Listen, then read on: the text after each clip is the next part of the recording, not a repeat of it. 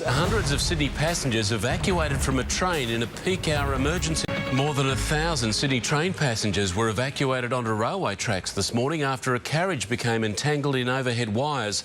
The incident comes just days after the O'Farrell government's major overhaul of train timetables. This is peak hour misery at its very worst. Women in heels, men in suits and the elderly. They woke up early and boarded trains they thought would take them to work and appointments. Instead, they found themselves trudging along train tracks on one of the hottest mornings of the year.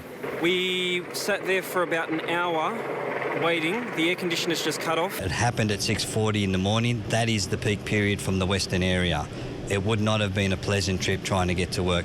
1,200 commuters were evacuated from trains after a carriage became entangled in overhead power cables at St Mary's. 20,000 journeys affected.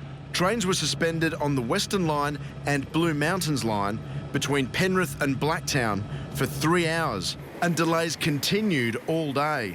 The timing couldn't have been worse for the state government, with passengers still adjusting to what's been billed as the biggest overhaul in train timetables for a generation.